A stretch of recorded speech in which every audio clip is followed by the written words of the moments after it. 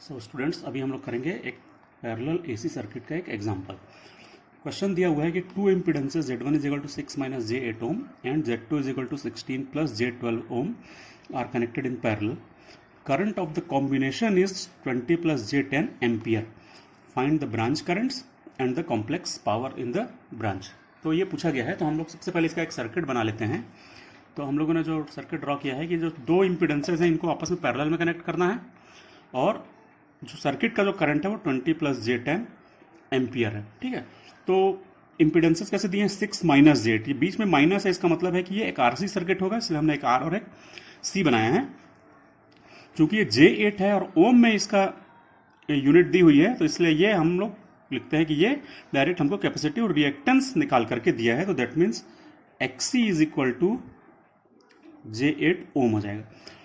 Second जो impedance दिया है वो 16 प्लस J12 दिया है, बीच में यदि प्लस साइन है इसका मतलब है कि ये RL सर्किट होगा, और RL सर्किट होगा तो इसलिए हमने R और L बनाया है। ये वाला R होगा क्योंकि रियल नंबर है, और जो इमेजनरी पार्ट होता है वो XL है।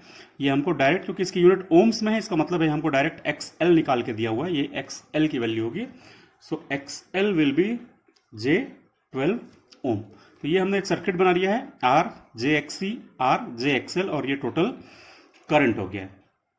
ठीक है, अब हमको पूछा गया है ब्रांच करंट्स। तो ब्रांच करंट्स कैसे निकालते हैं? तो ब्रांच करंट का फॉर्मूला हमको मालूम है, I1 इज इक्वल टू होता है total current I multiplied by opposite resistance. तो अपोजिट रेजिस्टेंस है Z2 upon total impedance. Okay, branch current is equal to total current multiplied by opposite side impedance. यदि यहाँ पे हम I1 निकाल रहे हैं तो हम Z2 लिखेंगे अपॉन Z1 प्लस Z2। इस फॉर्मूले में हम सारी वैल्यूज को पुट करेंगे, क्योंकि हमको करंट की वैल्यू पता है 20 प्लस J10 है। ठीक है, हमको Z1 Z2 और Z2 सारे पता हैं। ये वाला हमने Z1 ले लिया है, ये हमने Z2 ले लिया है। एक बार हम यहाँ पर नोट कर लेते हैं कि Z1 जो है वो 6 माइनस J8 है। यदि हम इसको यहीं पर पोलर में कन्वर्ट करते हैं तो ये हो जाएगा 10 माइनस एंगल 53.13। Z2 जो है हमको दिया हुआ है 16 प्लस J12, इसको भी यदि हम पोलर में कन्वर्ट करते हैं तो ये आ जाएगा 20 एंगल 36.869, इनकी यूनिट हो जाएगी ओम। करंट जो हमको दिया हुआ है, टोटल करंट दिया है सर्किट का, ये टोटल करंट दिया हुआ है वो है 20 प्लस J10 एम्पियर, और इसको भी यदि हम यहीं पर डायरेक्ट पोलर में कन्वर्ट करते हैं तो क्या आ जाएगा? यदि हम इसको पोलर में कन्वर्ट करते हैं तो ये आ जाएगा 22.361, और एंगल आ जाएगा 26.565 एम्पियर। ठीक है, ये सारी वैल्यूज को हम लोग लेते हुए इस फॉर्मूले में पुट करेंगे। आई की वैल्यू भी हमको पता है, Z2 की भी पता है, Z1 प्लस Z2 भी पता है, और हम लोग जब I1 निकालेंगे तो हमको I1 मिल जाएगा। I1 को यदि हम कैलकुलेट करते हैं तो आ जाएगा 12 प्लस J16 आ जाएगा। ठीक है, सिमिलरली यदि हम इसी फॉर्मूले को फिर से लगाते हैं तो उसका फॉर्मूला होगा I2 का, तो I2 का फॉर्मूला हो जाएगा total current I multiplied by opposite impedance. यदि हम 2 निकाल रहे हैं तो अपोजिट इंपीडेंस हो जाएगा Z1 upon Z1 plus Z2। हम ये सारी वैल्यूज चूंकि हमको यहाँ पर पता है, हमने अभी लिखी है। हम यदि I2 कैलकुलेट करेंगे तो हमको I2 क्या मिल जाएगा? I2 मिल जाएगा 8 माइनस 6J एम्पियर, ये भी हो जाएगा इतना एम्पियर। तो हमको I1 और I2 मिल गया। यदि हम इन दोनों को ऐड करके देखेंगे तो हमको ये टोटल करंट जो दिया होता है वो आ जाएगा, तो 12 प्लस 8 20, और 16 माइनस J6 आएगा तो J10। ये चेक भी हो जाएगा कि हमको इन दोनों को ऐड करके ये वाला करंट आना चाहिए, तो वो आ रहा है। ठीक है, हमको I1 और I2 दोनों मिल गया अलग अलग। हम यदि चाहें तो V निकालना है, क्योंकि V जो है वो दोनों ब्रांचेज आपस में पैरेलल में है, इसलिए जो टोटल वोल्टेज होगा वो बराबर होगा दोनों ब्रांचेज में, क्योंकि पैरेलल में वोल्टेज सेम होता है, हम जानते हैं। तो V इज इक्वल टू, या तो हम I1 Z1 निकाल लेंगे या I2 Z2, इस फॉर्मूले से हम लोग V फाइंड कर लेंगे। तो जो V आएगा, यदि हम मल्टीप्लाई करके देखते हैं, I1 की वैल्यू कितनी है 12 प्लस J16, और Z1 की वैल्यू कितनी है तो 10 एंगल माइनस 53.13। यदि हम इसको मल्टीप्लाई करेंगे तो आंसर आता है 200 angle 0 volt. V2 I2 Z2 को भी आप मल्टीप्लाई करके देखेंगे तो 200 एंगल 0 ही आंसर आएगा। एक दूसरा तरीका भी हो सकता है, अल्टरनेट मेथड है, वो भी मैं अभी बता देता हूँ। आप किसी एक तरीके को, या तो इस तरीके को या हम दूसरे तरीके को चूज करिएगा। चूंकि हमारे पास दो इंपीडेंसेस हैं, Z1 और Z2 दोनों पैरेलल में है, तो उसका जो इक्विवेलेंट निकलेगा वो कैसे निकलेगा? Z1 Z2 upon Z1 plus Z2, और यहां से यदि हम लोग इंपीडेंस निकालते हैं, इक्विवेलेंट इंपीडेंस, तो आता है 8.944, और एंगल आता है माइनस 26.565। तो ये आ जाएगा हमारा टोटल Z। और उसके बाद हम लोग क्या करेंगे, हमको टोटल आई पता है, टोटल जेड पता है, तो V is equal to I Z करेंगे, तब भी 200 एंगल 0 का आंसर आ जाएगा। ठीक है, तो इसके बाद हम लोग या तो इस मेथड से या फिर इस मेथड से हम V निकाल लेंगे, किसी भी एक मेथड से V निकाल लेंगे। I1 I2 तो हमने कैलकुलेट कर ही लिया है और वोल्टेज भी हमने कैलकुलेट कर लिया। अब हमसे पूछा गया है कॉम्प्लेक्स पावर।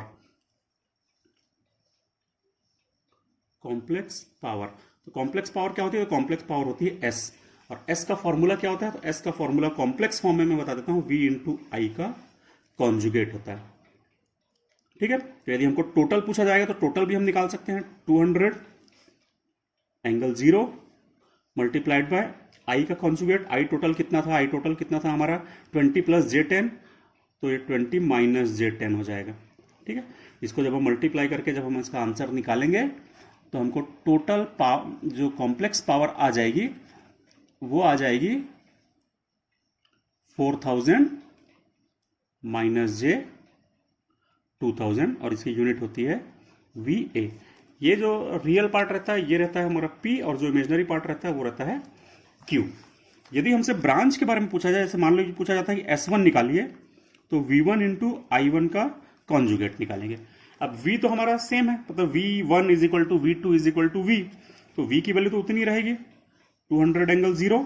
और I1 हमने क्या निकाला था, तो I1 देखिए हमने क्या निकाला था, I1 निकाला था, I1 यहां पर हमने निकाला है 12 प्लस J16, तो इसको हम लिख देंगे 12 माइनस J16, और दोनों को अपन मल्टीप्लाई करेंगे।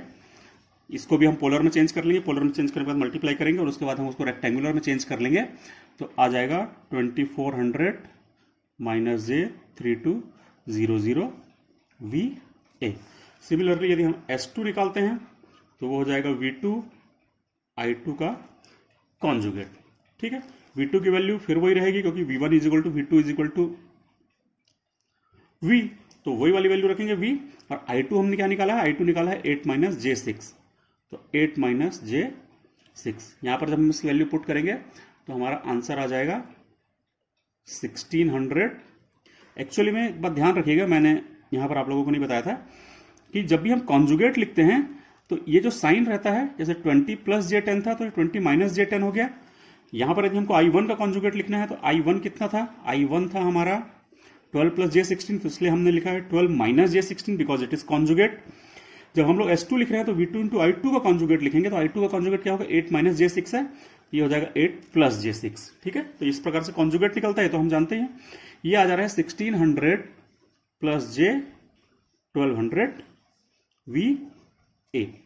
ठीक है, यदि हम दोनों कॉम्प्लेक्स पावर को जोड़ते हैं तो देखिए 2400 और 1600, जो 2400 और 1600 जो आता है वो कितना आएगा, 4000 आएगा, तो ये 4000 आ रहा है।